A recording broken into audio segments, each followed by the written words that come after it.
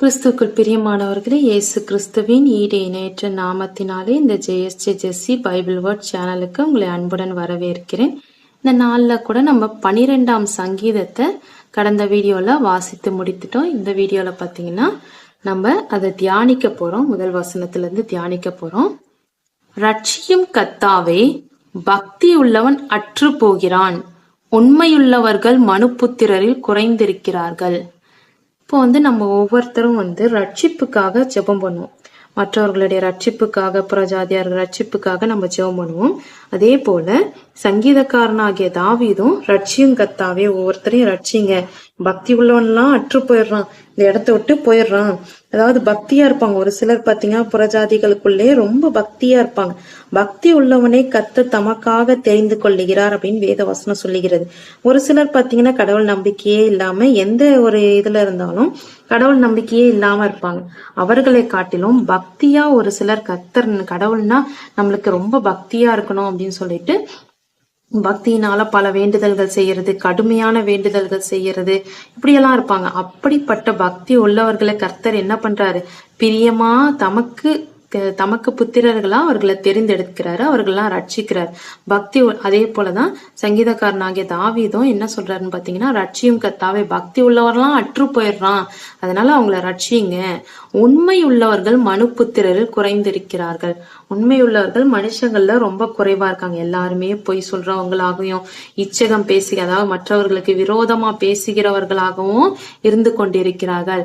உண்மை உள்ளவர்களை ரொம்ப குறைந்து இருக்கிறாங்க அப்படின்னு சொல்லிட்டு அவங்களுக்காக என்ன பண்றாரு? விண்ணப்பம் பண்றாரு. ஒரு விண்ணப்பம், ஆண்டவர்கிட்ட ஒரு விண்ணப்பம் பண்றாரு. ரட்சிங்க கர்த்தாவே, பக்தி உள்ளவங்க எல்லாம் அற்று போயிடுறாங்க, அப்படி விலகி போயிடுறாங்க, உண்மை உள்ளவர்கள்லாம் மனுபுத்திரல ரொம்ப குறைவா இருக்கிறாங்க, அதனால நீங்க ரட்சிங்க அவங்களெல்லாம் அப்படின்னு சொல்லிட்டு விண்ணப்பம் பண்றாரு. அடுத்த வசனத்துல பாத்தீங்கன்னா, அவரவர் தங்கள் தோழரோட பொய் பேசுகிறார்கள், இச்சக உதடுகளால் இருமனதாய் பேசுகிறார்கள். இப்ப தோழரோட சேர்ந்து கொண்டு, இப்ப ஃப்ரெண்ட்ஸோட சேர்ந்துட்டோம்னா நம்மளும் உலகபூர்வமா நம்ம பேசுற காரியங்கள் உண்டு. நிறைய பேர் பாத்தீங்கன்னா அது போல தோழர்களோட சேர்ந்துட்டு என்ன பண்றாங்கன்னா போய் பேசுறாங்க. ஆமா, இவன் ரொம்ப மோசமானவன் அப்படின்னு ஒருத்தர் சொல்லுவாங்க. ஆமா, எனக்கும் தெரியும் அப்படின்னு சொல்லிட்டு, அவங்களுக்கு தெரியுமோ இல்லையோ இருந்தாலும் அவங்க கூட சேர்ந்து பேசணுன்றதுக்காக, ஆமா அவங்களும் ரொம்ப மோசமானவங்க, எனக்கு ரொம்ப தெரியும் அப்படின்னு சொல்லிட்டு இன்னொருத்தர் சொல்லுவாங்க. இப்படி இச்சக உதடுகளால் இருமனதாய் பேசுகிறார்கள். இருமனதாய் பேசுகிறதுனா, முன்ன ஒரு மாதிரி பேசுறது, அவங்களுக்கு பின்னாடி ஒரு மாதிரி பேசுறது. முன்ன அவங்களுக்கு நல்லா, அவங்க ரொம்ப நல்லவங்க, நீங்க ரொம்ப நல்லவங்க, நீங்க ரொம்ப நல்லா பண்றீங்க செய்றீங்க அப்படின்னு சொல்லிட்டு சொல்றது. அதே அவங்களுக்கு பின்னாடி விரோதமா என்ன சொல்றதுன்னா, இவங்க பத்தினா இவ்வளவு மோசமானவங்க அப்படின்னு சொல்லிட்டு இருமனதா பேசுறது. முன்ன ஒண்ணு பேசுறது, பின்ன ஒண்ணு பேசுறது. அதான் இச்சக உதடுகளால் இருமனதாய் பேசுகிறார்கள் அப்படின்னு சொல்லிட்டு சொல்றாரு சங்கீதக்காரனாக தாவீது. இப்படி ஒரு சிலர் ரொம்ப பொய் சொல்றாங்க. இது மாதிரி அவங்க செய்யாததை மற்றவர்கள் செய்யாததையும் செய்ததா சொல்றாங்க. அதே போல இச்சக உதடுனால இருமனதா பேசுறாங்க. முன்ன ஒண்ணு பேசுறதும் பின்ன ஒண்ணு பேசுறதும், அது மாதிரி இருமனதா பேசுறாங்க. அடுத்த வசனத்துல பாத்தீங்கன்னா, இச்சகம் பேசுகிற எல்லா உதடுகளையும் பெருமைகளை பேசுகிற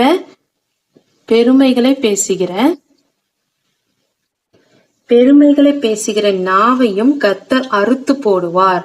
இதுல பாத்தீங்கன்னா பெருமைகளை பேசுகிற ஒரு சிலர் பாத்தீங்கன்னா தன்னை பத்தி ரொம்ப பெருமையா பேசுவாங்க. தன்னை பத்தி பெருமையா பேசுறதுனால மற்றவர்களை என்ன பண்ணுவாங்கன்னா ரொம்ப தாழ்த்தி பேசுவாங்க. நான் இவ்வளவு நல்லவங்க, நான் என்ன பாத்தீங்கன்னா நான் அவ்வளவு நல்லவன், நான் இவ்வளவு நல்லவன் அப்படின்னு சொல்லிட்டு தன்னைத்தானே பெருமையா சொல்லிட்டு மற்றவர்களை என்ன சொல்லுவாங்கன்னா குறைச்சி பேசுவாங்க. அவங்க எல்லாம் அவ்வளவு நல்லவங்க எல்லாம் கிடையாது, அவங்களுடைய கேரக்டர் பாத்தீங்கன்னா அப்படி இப்படின்னு சொல்லிட்டு பின்னாடியே தேவையில்லாத பொய்யெல்லாம் சொல்லுவாங்க. இப்படி பெருமையா பேசுகிற உதடுகளை, நாவை கர்த்தர் என்ன பண்ணுவாரு? ஒரு நாள் அறுத்து போடுவாரு. கர்த்தர் என்ன பண்றாரு? அவங்களுக்கு அந்த பிரியம் இல்லாத பெருமையை பேசுகிற நாவை கர்த்தருக்கு பிரியம் இல்லாதது, அதனால ஒரு நாள் என்ன பண்றாருன்னா அறுத்து போடுறாரு.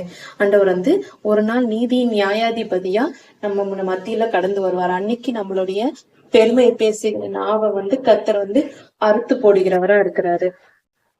நம்ம கூட வாழ்க்கையில பாத்தீங்கன்னா ஒருத்தருக்கு விரோதமா நம்மளுக்கு அவங்கள பிடிக்கலைன்னா அவங்களுக்காக ஜெபம் பண்ண ஆண்டவரே இவர்கள் துன்மார்க்கமா இருக்கிறாங்க, இவங்க இச்சகம் பேசுறாங்க, பொய் சொல்றாங்க, அவங்கள சந்திங்க அப்படின்னு சொல்லிட்டு நம்ம ஜெபம் பண்ணலாமே தவிர இவங்க இப்படி கெட்டவங்க அப்படின்னு சொல்லிட்டு நம்ம ஒரு 4 பேர்கிட்ட போயிட்டு அவங்கள பத்தி நம்ம விமர்சிக்க கூடாது.